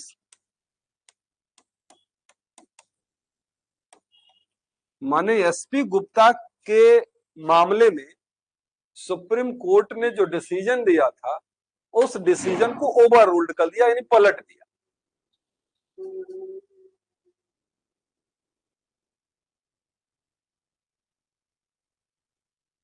पलट दिया और क्या कहा, in appointment of जजेज,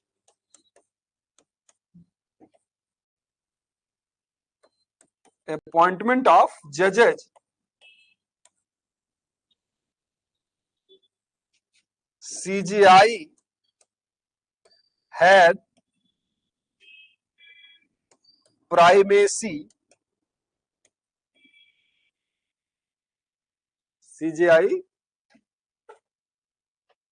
should have primacy over precedent decision।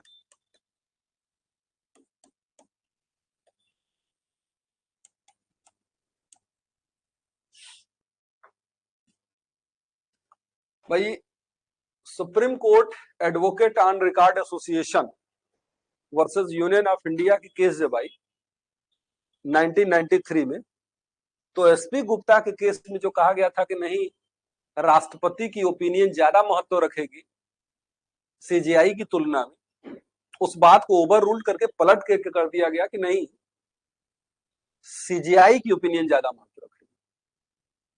कौन जज कंपिटेंट है जज बनने के लिए, ये राष्ट्रपति को क्या पता, ये तो सीजीआई को पता ज्यादा होगा ना, एक बात। दूसरी बात ये कि जब बात हो रही है कि नहीं, जो जुडिशियरी है वो इंडिपेंडेंट होना चाहिए और इंडिपेंडेंट जुडिशियरी बेसिक स्ट्रक्चर है कॉन्स्टिट्यूशन का, तो अपॉइंटमेंट जजों का अगर प्रेसिडेंट करेंगे और उन्हीं की ओपिनियन को प्रमुखता दी जाएगी तो जुडिशियरी इंडिपेंडेंट कहां रह जाएगी? फिर जुडिशियरी इंडिपेंडेंट नहीं होगी, जज चाटुकारिता करेंगे सरकार का कि सरकार उनको सीजीआई बना दे। तो अब इसलिए सुप्रीम कोर्ट ने कहा कि ना भाई ना, वो ठीक नहीं है, ये जो सुप्रीमेसी किसकी हो गई अब? जुडिशियरी की। यानी कि सीजीआई जैसा कहेंगे, सीजीआई जिसको कहेंगे अपॉइंटमेंट उसका होगा। अब सीजीआई जिसको कहेंगे का मतलब केवल सीजीआई नहीं, अब जजों का अपॉइंटमेंट कैसे होगा? प्रेसिडेंट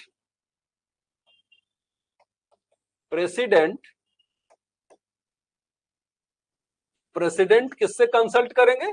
सीजीआई से, सीजीआई से कंसल्ट। और सीजीआई किससे कंसल्ट करेंगे? टू सीनियर मोस्ट जज ऑफ,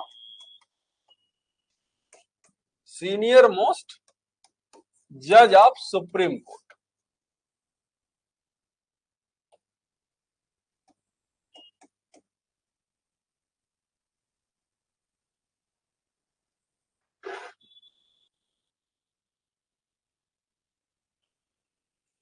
मतलब सीजीआई सुप्रीम कोर्ट के दो सीनियर मोस्ट जजों से परामर्श करने के बाद जो ओपिनियन देगा, किसको देगा? प्रेसिडेंट को।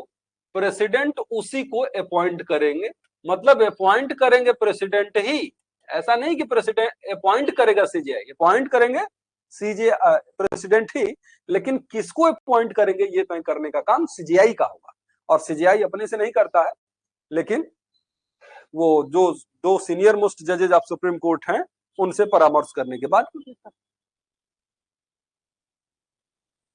अच्छा, अब सुप्रीम कोर्ट के जजों के अपॉइंटमेंट के संबंध में जो अभी तक जो पढ़ा हमने, वो तो मैं जानता हूं कि 80% बच्चों को क्लियर, लेकिन कुछ हैं ऐसे 20% जो उनको क्लियर नहीं भी है, जो चुपचाप रहते हैं, एकदम कमेंट में नहीं बोलते हैं। उनको लगता है कि एक बार फिर से देख लेंगे, फिर बताएंगे इनको। ये कोई गलत बात नहीं है, हमारे अंदर भी यही बात थी। हमको क्लास में कोई चीज नहीं समझ में आती थी तो हम पूछ नहीं पाते थे, हमको असहज महसूस होता था। हमको लगता था कि पहले हम जाके घर पे एक बार देख तो लें।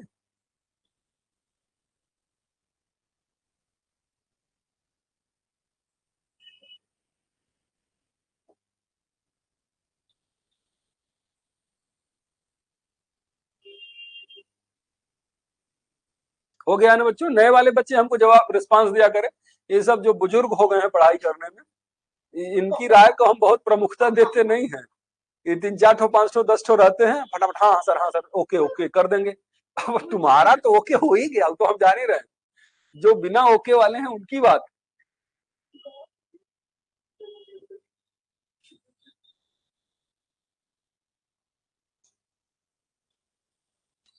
हाँ, जो पढ़ाई में सीनियर सिटीजन है, पढ़ाई में सीनियर है, उम्र के आधार पर सीनियर सिटीजन नहीं। जो पढ़ाई में सीनियर हो गया है, जो जान गया, उसको तो मैं भी समझ रहा हूँ कि उसको पता है। लेकिन जो बच्चे नई कॉन्स्टिट्यूशन पढ़ रहे हैं, जिन्होंने लॉ में आने से पहले मूल अधिकार के अलावा कॉन्स्टिट्यूशन का कुछ सुना नहीं था, ऐसे बच्चों के लिए तो समस्या हो नहीं सकती। आपको बड़ा मजा आ रहा है, हाँ हाँ कहानी बहुत बढ़िया है, एकदम सिस्टमेटिक चल रहा है, पहले ये हुआ, पहले ये हुआ, फिर ये क्रम से चीजें चल रही। लेकिन जिसको एकदम नहीं पढ़ा है, उसको हो सकता है कि थोड़ा सा भार समझ में आए। हालांकि काफी स्लो स्पीड है तो कोई दिक्कत तो नहीं होनी चाहिए।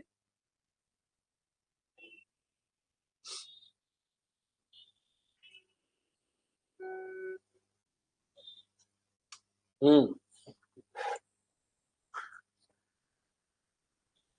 अब ठीक है, ऐसे हो गया, कोई प्रॉब्लम नहीं। 1993 में कर दिया सुप्रीम कोर्ट ने कि हम जो कहेंगे वही जज बनेगा।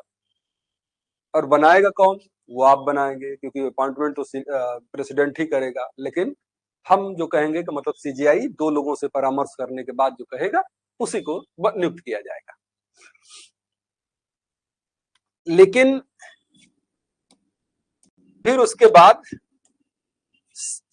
सुप्रीम कोर्ट की दादागिरी से अब सरकार एकदम परेशान। जिसको भी पावर मिलेगी वो तो मिसयूज करेगा ही। तो सुप्रीम कोर्ट की दादागिरी से परेशान। तो 1999 की बात है, 1999 की बात है। इसमें हुआ एक केस आई, इनरी प्रेसिडेंशियल रेफरेंस केस।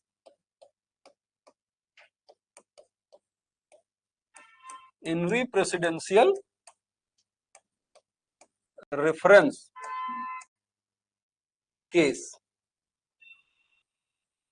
ठीक है। 1993 के बाद 1999 में इनरी प्रेसिडेंशियल रेफरेंस केस आई।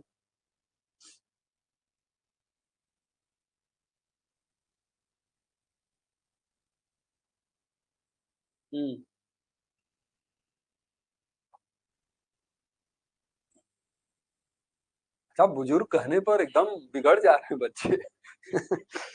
इतना बुढ़ापा बेकार चीज है यार। जो बच्चा है वो बड़ा शो करने की कोशिश कर रहा है ना, वो ये दिखाना चाहता है कि नहीं मैं अब बड़ा हो गया हूँ, बच्चा ना समझिए। लेकिन बड़ा हो जाने के बाद आदमी सोच रहा है यहीं टिके रह जाए। अब उसी में किसी को कह दे बुजुर्ग तो समस्या हो जा रही। हम्म। अब सोचिए कि जवानी इतनी कीमती चीज है जिसको आदमी यूं ही वेस्ट कर दे रहा है। कि आदमी सोचता है जब बचपन में रहता है तो उसे इस बात का इंतजार होता है कि हम बड़ा कब हो जाएंगे। बड़ा हो जाने के बाद भले उसको लगे कि बच्चा ही ठीक था, जिम्मेदारियों की बात आती है तो आदमी बच्चा बन जाना चाहता है। तो बड़ा कब हो जाए, बड़ा कब हो जाए, जो ही बड़ा हो जाता है फिर उसके बाद धीरे धीरे तो उम्र बीतने लगती है। और जो ही अगर उसको अंकल किसी ने कहा या आंटी किसी ने कहा, फिर तो परेशानी बढ़ जाएगी। आंटी लग रहा है तुमको है?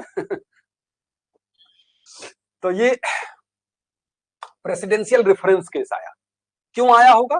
क्योंकि पीड़ित हो गया था सरकार, मतलब प्रेसिडेंट यानी गवर्नमेंट जो थी वो सुप्रीम कोर्ट के अत्याचार से पीड़ित हो गई थी।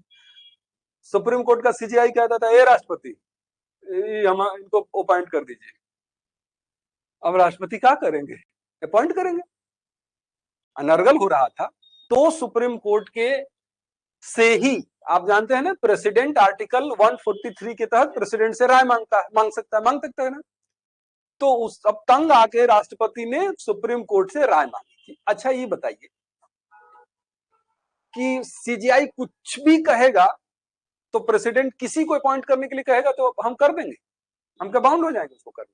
हमको बता दीजिए, एक बार कंफर्म कर दीजिए तो हम उसके हिसाब से काम करें। तो सीजीआई किससे क्या हुआ कि राय मांगी गई थी। और आप जानते हैं कि जब भी 143 के अंतर्गत सुप्रीम कोर्ट से राय मांगी जाती है तो वो कॉन्स्टिट्यूशनल बेंच बैठती है, सीजीआई केवल नहीं कर देती, मनमानी नहीं चलेगी सीजीआई की।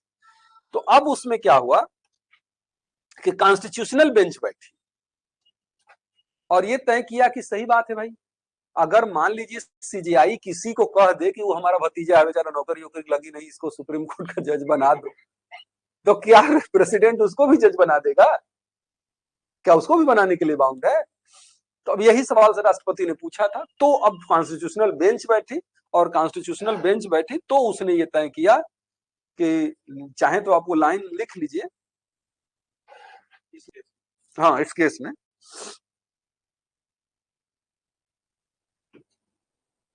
हाँ, लिख लीजिए, वो बात थी पूरा लिख लीजिए कि राष्ट्रपति ने सुप्रीम कोर्ट से आर्टिकल 143 के अंतर्गत यह राय मांगी। राष्ट्रपति ने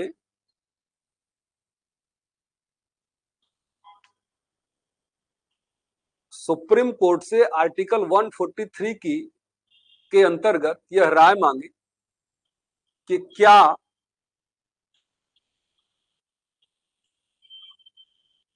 सीजेआई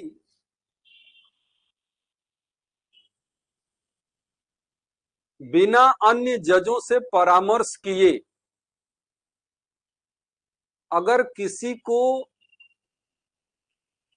सुप्रीम कोर्ट का जज बनने के लिए सिफारिश करता है, क्या सीजीआई बिना अन्य जजों से परामर्श किए किसी को सुप्रीम कोर्ट का जज बनने की सिफारिश करता है?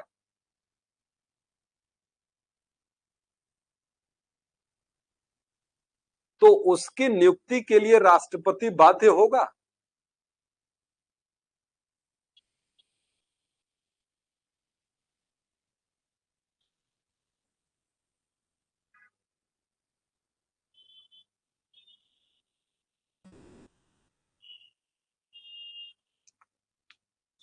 अब ये सवाल था सुप्रीम कोर्ट के सामने, तो सुप्रीम कोर्ट ने इसका जवाब क्या दिया? नहीं, सीजीआई की केवल उसी सलाह को मानने के लिए राष्ट्रपति बाध्य है, सीजीआई की केवल उसी सलाह को मानने के लिए राष्ट्रपति बाध्य है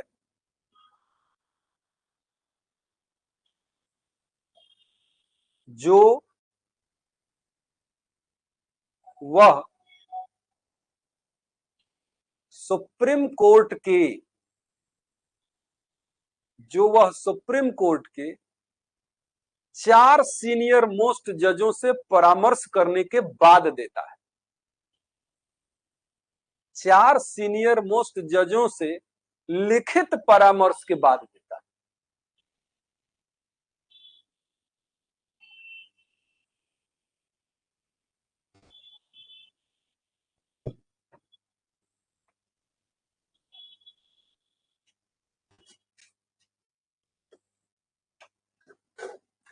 अभी तक क्या चला आ रहा था? दो सीनियर मोस्ट जज, अब बढ़ गया दो, यानी दो ही नहीं, चार सीनियर मोस्ट जजेज आप सुप्रीम कोर्ट से कंसल्ट करेगा और उनसे कंसल्ट करने के बाद ऐसा नहीं कि कंसल्ट किया और फिर कर दिया अपने मन से, नहीं, उनसे रिटन में उनकी ओपिनियन लेगा। अगर वो सहमत नहीं होंगे तो केवल सीजीआई कह के किसी का अपॉइंट नहीं करा सकते। तो अब क्या हुआ? अब कहा गया कि CJI plus CJI plus 4 senior most जज ऑफ सुप्रीम कोर्ट। किस बात के लिए जरूरत पड़ेगी? हाँ, कि जब भी किसकी बात हो रही है, अपॉइंटमेंट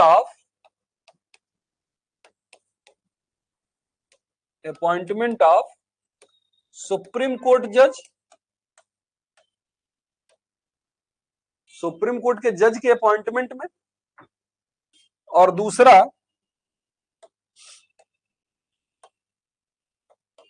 है ट्रांसफर ऑफ हाई कोर्ट जजेज।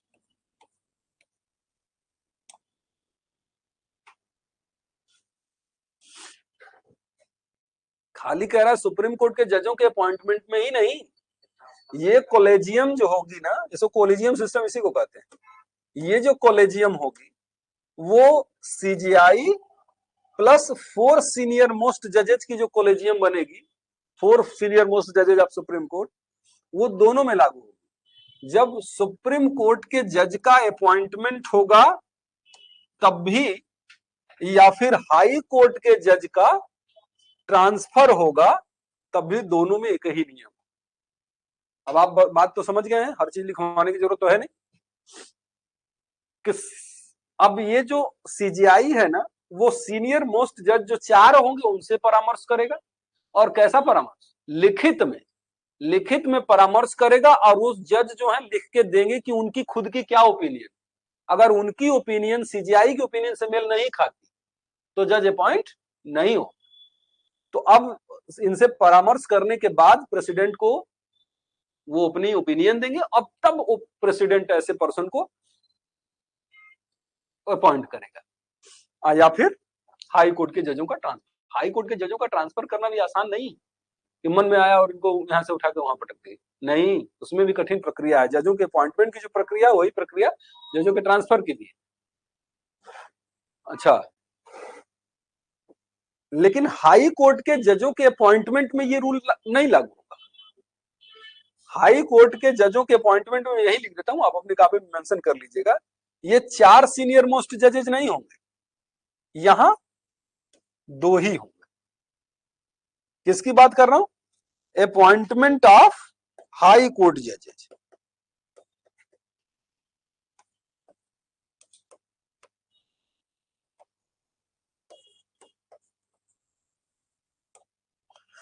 मतलब हाई कोर्ट के जजों के अपॉइंटमेंट के लिए 4 वाली कॉलेजियम नहीं, 2 वाली।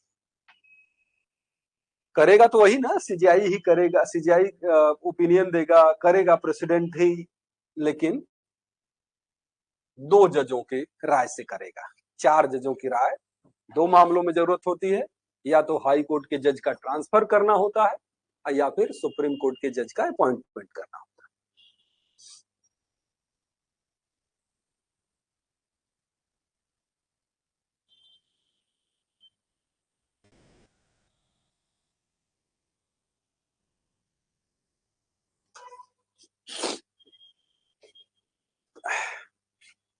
मैं क्या कह रहा था अभी? मैं ये कह रहा हूं कि सुप्रीम कोर्ट के जजों का अपॉइंटमेंट और हाई कोर्ट के जजों का ट्रांसफर का सेम रूल है। क्या रूल है? कि CJI 4 सीनियर मोस्ट जज ऑफ सुप्रीम कोर्ट से कंसल्ट करेगा, रिटर्न में कंसल्टेड की जाएगी, उससे ओपिनियन ली जाएगी, और फिर उसके बाद CJI प्रेसिडेंट को ओपिनियन देगा, फिर प्रेसिडेंट अपॉइंट करेगा, ठीक, या इनका ट्रांसफर करने का आदेश करेगा। लेकिन जब हाई कोर्ट के जजों का अपॉइंटमेंट होगा, प्रोसेस लगभग सब सेम है, यहां 4 जजों की जगह 2 जज हो जाए। सही है?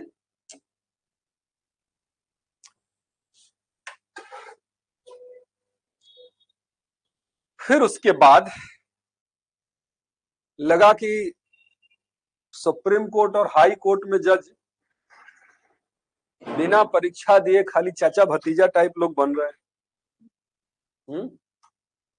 भाई सुप्रीम कोर्ट में एक जज का बेटा है, मतलब ऐसा लोग कहते हैं, हम नहीं मानते। ऐसा लोग कहते हैं कि सुप्रीम कोर्ट में जो जज है, पहले अपने लड़के को, सुप्रीम कोर्ट या हाई कोर्ट के जो जज हैं थोड़ा पहुंच रखते हैं, अपने बच्चे को पहले वकालत में घुसाएंगे, सालों का 10 सालों का एक्सपीरियंस हो जाएगा, फिर उसके बाद धीरे से उसको कब जज बना दिया जाता है पता ही नहीं चलता। तो पहले हाई कोर्ट का जज बनेगा, फिर धीरे धीरे सुप्रीम कोर्ट का भी जज बन जाता है। तो एकदम से उसमें योग्यता मेरिट का कोई मतलब नहीं है, खाली जुगाड़ का मतलब है, उसी तरीके से बनता है। ऐसा लोग कहते हैं, मेरा मानना नहीं। मुझे लगता है कि जितने भी जज सुप्रीम कोर्ट हाई कोर्ट में होते हैं, पूरे मेरिट को देखा जाता है और मेरिट के हिसाब से ही अपॉइंटमेंट होता है। ठीक, चलिए। तो अब ये बात मानी जाती है कि जो अभी हमने कहा, इस पर्पज के लिए 99th कॉन्स्टिट्यूशनल अमेंडमेंट कर दिया गया। बच्चे घबराए नहीं, अब ज्यादा बचा नहीं है ना, उनका ध्यान पूरा घड़ी पर, कहा जाने का खींच के लेके जा रहे हैं, हम लोगों को निकलना भी है। तो 99th कॉन्स्टिट्यूशनल अमेंडमेंट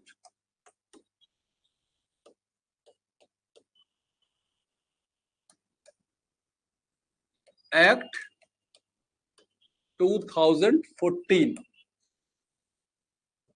99वां संविधान संशोधन अधिनियम 2014 आया।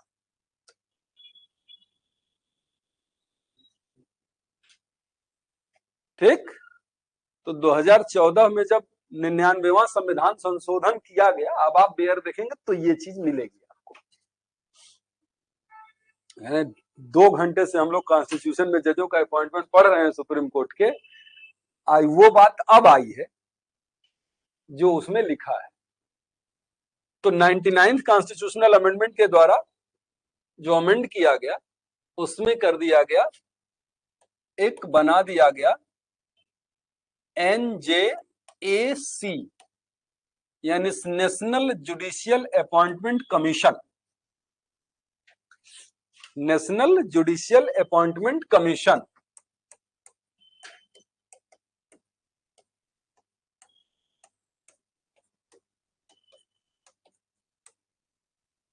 National judicial appointment commission.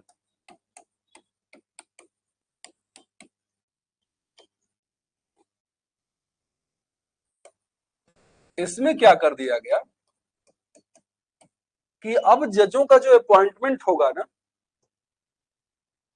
हालांकि उससे पहले एसपी गुप्ता के केस में भी जस्टिस PN भगवती ने उस समय उन्होंने भी कहा था कि कोई कमिटी बनाई जानी चाहिए जजों के अपॉइंटमेंट के समय। बहुत सारे डिसीजन में सुप्रीम कोर्ट ने खुद कहा कि जजों के अपॉइंटमेंट के लिए कमीशन बनाया जाना चाहिए। ठीक, तो बार बार कहा गया था, लेकिन कमीशन बन नहीं रहा था, चल रही थी चीजें, चल रही थी। तो अब 2014 में 99th कॉन्स्टिट्यूशनल अमेंडमेंट करके वो कमीशन बना दिया गया कि लो अब कमीशन के थ्रू होगा। अब कमीशन में क्या होगा, केवल CJI 4 जजों से परामर्श करके नहीं कर देंगे, उसमें एक बड़ी टीम बैठेगी जजों के पॉइंट कि भाई CJI भी रहे, उसमें राष्ट्रपति भी रहे, उसमें प्राइम मिनिस्टर भी रहे, कानून मंत्री भी रहे, विपक्ष का नेता भी रहे, सब लोग मिल के बने। ऐसा थोड़ी एकदम न्यायपालिका के भ्रष्टाचार को खत्म कर देना, ये जो चाचा भतीजा कल्चर है, उस कल्चर को खत्म कर देना। तो सुप्रीम कोर्ट ने कहा कि तुम कल्चर खत्म करोगे, हम तुम्ही को खत्म कर देंगे। तो 99th कॉन्स्टिट्यूशनल अमेंडमेंट जो था 2014 में, 2015 में केस आई एक, हाँ 2015 में एक केस आती है, supreme court advocate on record association versus Union of India. कब आई, 2015। इसने कहा कि देखो भाई, जुडिशियरी इंडिपेंडेंट होनी चाहिए, और अगर ये होने लगेगा कि विपक्ष का नेता आके बैठने लगे, कानून मंत्री आके बैठने लगे, प्राइम मिनिस्टर आके, मतलब सरकार की भागीदारी अगर जजों के अपॉइंटमेंट में होने लगेगी, तो ये तो इंडिपेंडेंट जुडिशियरी का जो कॉन्सेप्ट है, जो बेसिक स्ट्रक्चर है इंडिपेंडेंट जुडिशियरी, वो तो खत्म हो जाएगा। इसलिए ये बेसिक स्ट्रक्चर को, ये नियम जो है ना, वो ये नियम क्या, दोनों बातें 99th कॉन्स्टिट्यूशनल अमेंडमेंट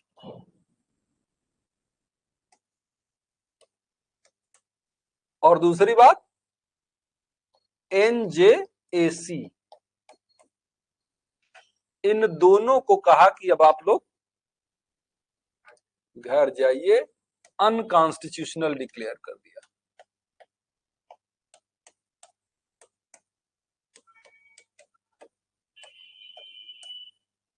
असंवैधानिक घोषित कर दिया दोनों, यानी 124वें संविधान संशोधन से जो भी बातें जोड़ी गई थी वो, plus national judicial appointment commission का जो गठन किया गया था वो सब कहा कि न्यायपालिका की स्वतंत्रता पर ये आघात है, ये इंडिपेंडेंट जुडिशियरी जो हमारे संविधान का आधारभूत ढांचा है, बेसिक स्ट्रक्चर है, उसको नष्ट करता है और इसलिए ये नहीं होना चाहिए।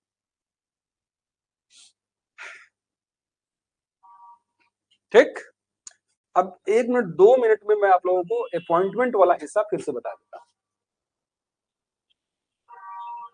अपॉइंटमेंट ऑफ अदर जजेस, हमने सीजीआई के अपॉइंटमेंट के बारे में बात की थी, सीजीआई के अपॉइंटमेंट के बारे में बात की थी। तो सीजीआई के अपॉइंटमेंट के बारे में जब बात हुई थी, तो सीजीआई के अपॉइंटमेंट के बारे में 2 हिस्सों में हमने बांटा था। अरे सीजीआई क्यों कर रहा है, सॉरी, जजों के अपॉइंटमेंट को हमने 2 हिस्सों में बांटा था, एक सीजीआई का अपॉइंटमेंट, एक अदर जजेस का अपॉइंटमेंट। अदर जजेस के अपॉइंटमेंट में सबसे पहले हमने सकल चंद्र सेठ और एसपी गुप्ता की केस देखी। उसमें कहा कि जो एग्जीक्यूटिव है वो उसकी सुप्रीमेसी होगी, यानी जो राष्ट्रपति कहेगा उसी का अपॉइंटमेंट होगा उसमें। फिर उसके बाद जब 1993 में case I, supreme court advocate and record association versus Union of India की केस, उसमें ये कर दिया गया कि नहीं, सुप्रीमेसी ऑफ जुडिशियरी होगी, यानी जो सीजीआई कहेंगे उसी का अपॉइंटमेंट होगा सुप्रीम कोर्ट के जज के बारे में, जज के रूप में।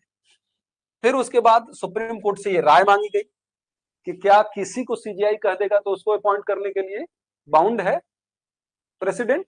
तो सुप्रीम कोर्ट ने कहा कि नहीं, केवल तभी बाउंड होगा जब सीजीआई 4 सीनियर मोस्ट जजेज ऑफ सुप्रीम कोर्ट से परामर्श करने के बाद ओपिनियन देगा। अगर वो अपने से ओपिनियन देता है तो वो उसको मानने के लिए बाध्य नहीं होगा। तो इसमें बता दिया गया कि 4 जज होंगे ट्रांसफर और अपॉइंटमेंट में सुप्रीम कोर्ट के, और हाई कोर्ट के अपॉइंटमेंट में 2 जज होंगे। फिर 99th कॉन्स्टिट्यूशनल अमेंडमेंट आ गया और उसके द्वारा एनजेएसी जोड़ दिया गया था 2014 में। तो अब उसको क्या हुआ कि 2015 में केस आई SCAORA versus Union of India की, और SCAORA versus Union of India से 99th कॉन्स्टिट्यूशनल अमेंडमेंट और एनजेएसी दोनों को अनकॉन्स्टिट्यूशनल डिक्लेयर कर दिया। ठीक, हाँ, फिर बस यही है, मतलब वो सब एनजेएसी वाला जो आप लोगों के बेयर एक्ट में लिखा होगा वो निरर्थक है, उसको मत पढ़ के दिमाग खराब करिएगा। हाँ, वो काम का नहीं, वो असंवैधानिक घोषित हो चुका है। अब चूंकि असंवैधानिक है तो संविधान में बना हुआ है।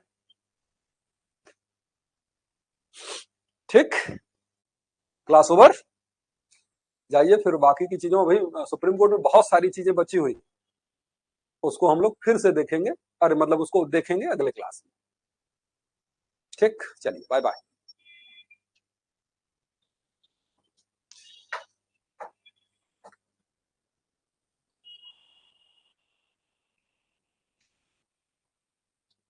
कट कर दे बच्चों, सिखा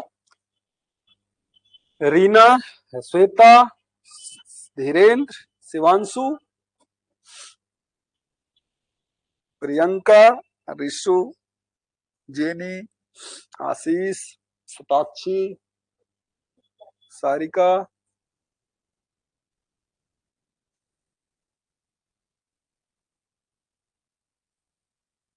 चलिए कट करते हैं फिर।